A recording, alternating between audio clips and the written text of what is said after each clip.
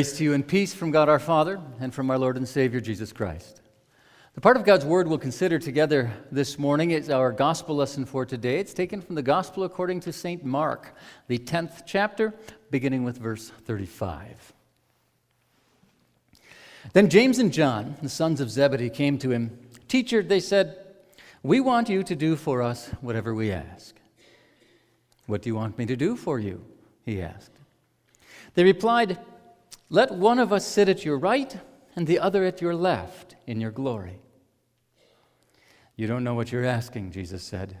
"Can you drink the cup I drink or be baptized with the baptism I am baptized with?" "We can," they answered. Jesus said to them, "You will drink the cup I drink and be baptized with the baptism I am baptized with. But to sit at my right or left is not for me to grant. These places belong to those for whom they have been prepared." When the 10 heard about this, they became indignant with James and John. Jesus called them together and said, "You know that those who are regarded as rulers of the Gentiles lord it over them, and their high officials exercise authority over them. Not so with you.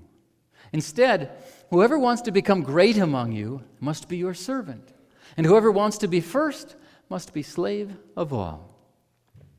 For even the Son of Man did not come to be served, but to serve, and to give his life as a ransom for many." This is God's word. Please be seated.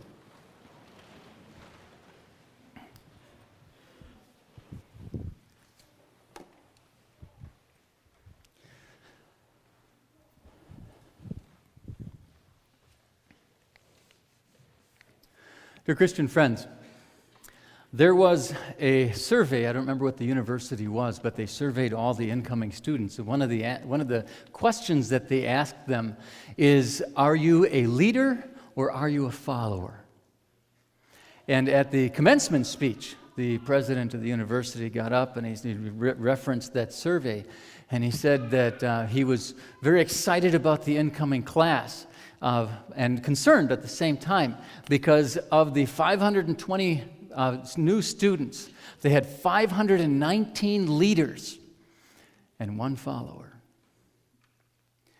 And when we think, if somebody asked you that question, what would you say?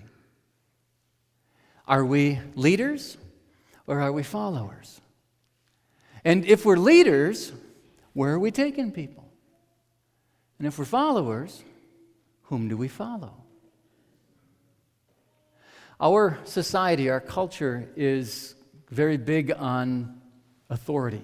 It's big on success. It's big on goals. It's very goal-oriented. There's always something we're shooting for, something we're working for, something that's on our mind. We've got to get this done for a reason. And we want to look today at what that looks like in the kingdom. James and John came to Jesus and they said, "Teacher, we want you to do for us whatever we ask." And every time I read that, being a dad kicks in. Because when one of my kids said, "Dad, can you do something for me?" I got a little nervous. Because if it was something that I was likely to do, they lead with that question. "Dad, can I clean my room?" Can you imagine if one of them say that? Or, "Can I have something to eat? Can I borrow the car? Can I do this?" But if they lead with the vague question, then I always wonder, oh boy, now what's up? What are they asking for? Because it usually was something that they were a little nervous about asking. So they wanted to get my commitment before they told me what it was. And so Jesus, being on top of that, asked them, "Well, what is it that you want?" And what they wanted, they said, "Let one of us sit at your right and the other at your left in your glory." What do you think about that request? There's a couple of things that come to mind when we look at that request. First of all, is there such a place? When we go to heaven, are we all going to be equal? Or are there positions of glory? Are there positions of authority? Are there levels of glory? Jesus' answer tells us that there are positions of honor and there are positions of authority. So what the disciples were asking, they were asking about something that was very real. But Jesus is going to go into what those positions mean and where those things came from. The second thing that strikes me as they ask this question is, why would they want that? And you think about the difference between someone who's after the perks and someone who's after the mission. It's because you consider if you have an employee, what makes a good employee? If you're an employer, what makes a good employer? When I started my working career, I worked for my grandfather. I was a mason tender, and I was the world's worst employee. Because you know why I went to work? The paycheck. That's all I wanted. And all I had to do was put in the time, and then I got money. Well, there were two things that were working against me. One, I was my grandfather's favorite grandson, and I knew it. So I was essentially unfireable. The second thing working against me is I was by nature lazy.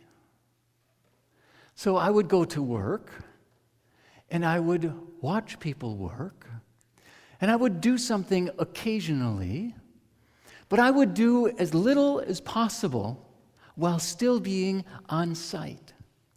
It got so bad that it got to the point where once I would bring a book because I was so bored at work.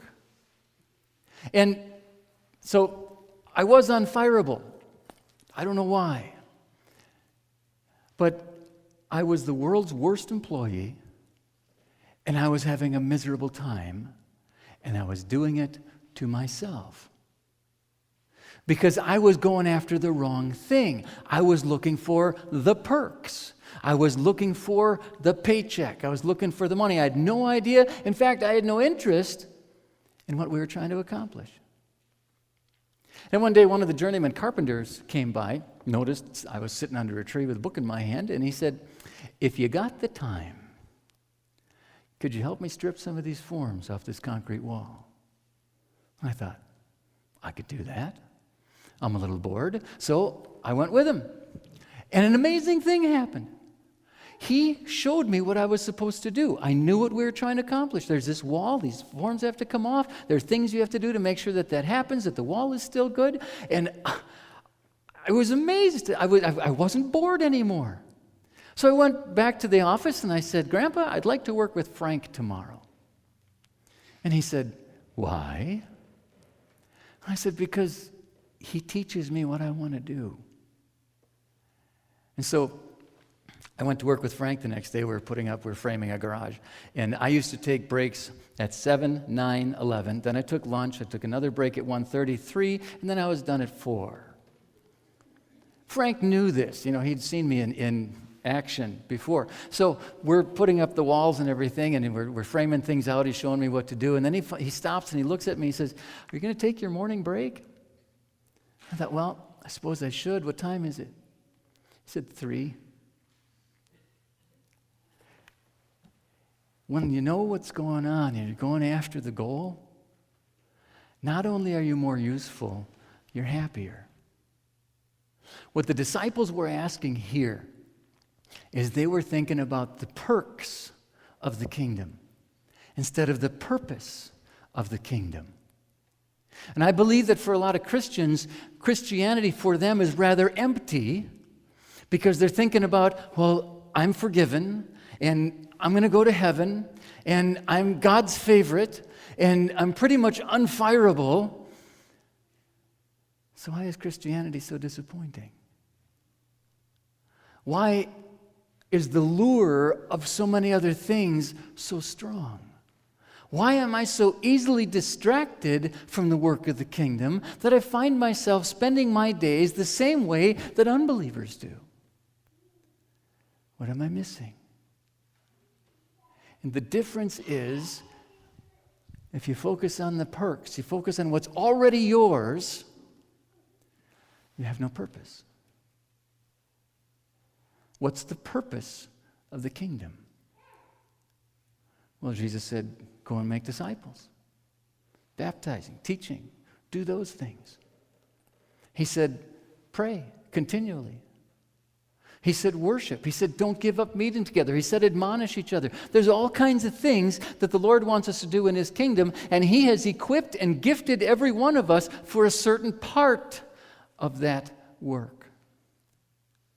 And if we can focus on the work, if we can focus on what Jesus wants to get done, then our life becomes richer. Because forgiveness, already ours. Heaven, already ours. That was accomplished 2,000 years ago. And knowing that encourages us and impels us to share it with somebody else. It's kind of like coming to church. Ever been bored in church? I grew up bored in church. Because I went to church the same way I went to work. I had to put in my time. And as long as the church service was short, I could survive it. But I didn't look forward to going to church because I didn't know and I didn't care what we were doing there. Because for me, it was a place to exist until I could leave and life could start again. I had no idea God was talking in church because I didn't pay attention. I had no idea that my faith would be strengthened because I didn't listen. I had no idea that there were people who would encourage me and people whom I could encourage because I never looked outside myself. I had no idea that I was in the presence of God's family and that Jesus was here. Because I was so focused on myself, I couldn't see anything else. And so these two disciples come in and they say, Jesus, can this be all about us? Can we be special in the kingdom? And then Jesus says, you don't know what you're asking. Can you drink the cup I drink? Or be baptized with the baptism I am baptized with? A couple of things on that. Think about the right and the left in the kingdom. What are those for? You know, it's a picture of the king's court. There's the right-hand man, there's the person on the left. Who are they the favorites? Or are they the most effective servants he has? And so Jesus says, can you drink the cup I'm going to drink?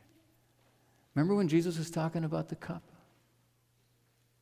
He said, Father, can this cup pass from me?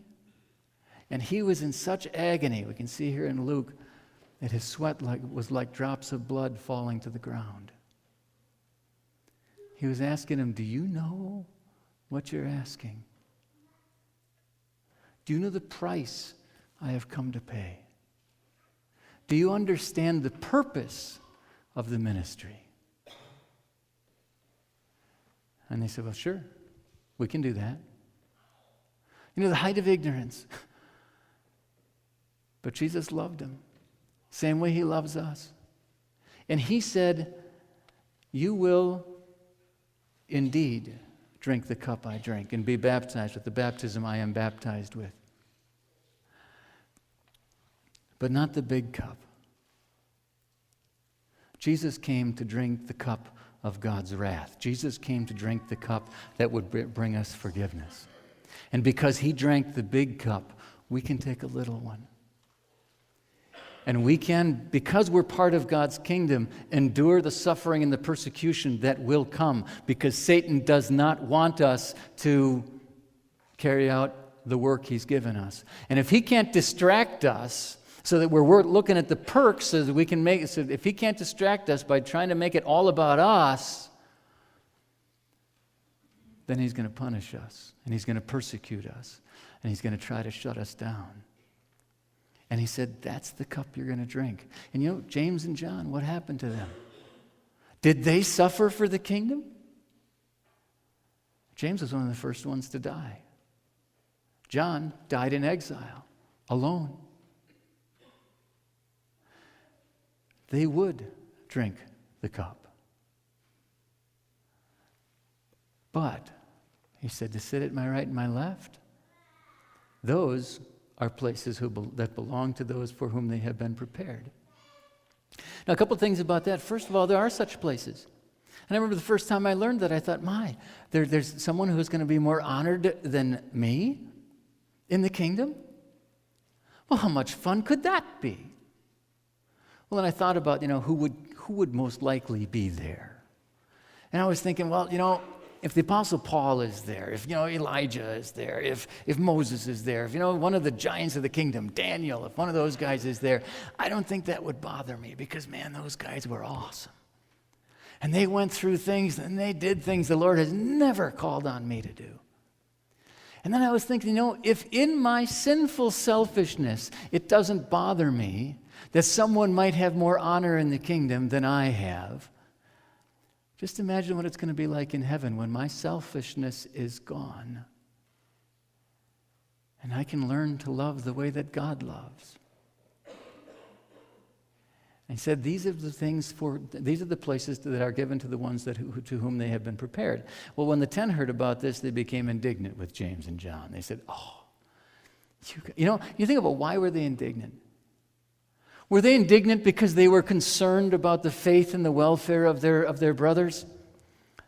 Or do you suppose maybe they were concerned because James and John asked first, and now maybe we're not going to get there? Were they concerned because James and John, what, you think you're better than we are?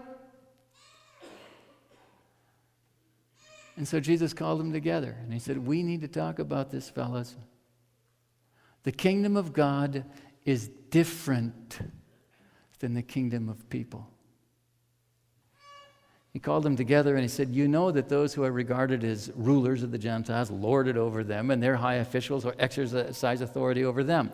That's the familiar picture. We know how that works. That's how the disciples were thinking. The disciples were thinking there are important people and then there are peons. There are those who get the honor and the glory, and then those are the ones who make sure that those who get the honor and the glory can have it.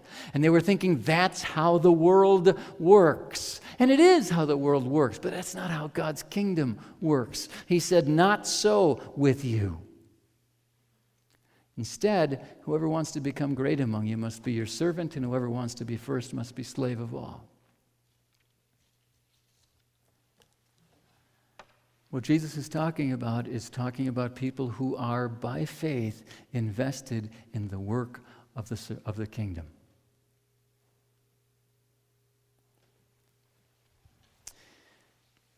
Who makes a better boss? Someone who is making sure that everyone's doing what they're supposed to do. Someone who is very aware that they are the boss and everybody has to listen to them. Or is it someone who is so invested in the mission, someone who's so invested in the work that has to be done, that he's equipping and he's encouraging? And he actually works harder than the rest of them. He makes sure everybody has what they need, knows what they need to know, and can carry out the work. Who would you rather work for? What kind of boss would you rather be? Jesus said being a boss in the kingdom. Jesus said having authority in the kingdom is not about who's listening to you, but whom can you serve? How can you advance the work of God? How can you make sure that people are hearing and learning and growing? How can you make sure that people know what the love of God is like and the forgiveness of God, what that's like? So the response, a Christian response to James and John's going and say, can we be numbers 1 and 2 in the kingdom? Can we make this all about us? The Christian response is, who do you think you are? The Christian response is, can I help you? Can I make that happen for you? If that's where you need to be in the kingdom, what can I do to make that work? Because work in the kingdom, it's not about us. It's not about who's listening to me or who's honoring me or who's more or less important. It's about souls that need to be saved. It's about people who are loved by God. People who are struggling and walking, so we make sure that they're not walking alone. That when somebody falls, that there's someone there to pick them up. When there's someone who needs something, there's someone there who can work with them and provide what it is that they need. That's what being a boss in the kingdom is. It's not about what can I get. It's about what can I give. For even the Son of Man did not come to be served, but to serve. The best boss of all was not here for himself, not here to gain glory, not here to see how he could make it about him. It was all about you. When Jesus came, it was all about us. And he would serve, and he would give, and he would give it all, because we need that. Because we were trapped, we were lost, we were in bondage, we were in jail, we were in the pit, we were in all those horrible descriptions. And the only way that we could get out is if Jesus paid everything. And he did. He took that cup because it was the only way. And he drank it to its dregs.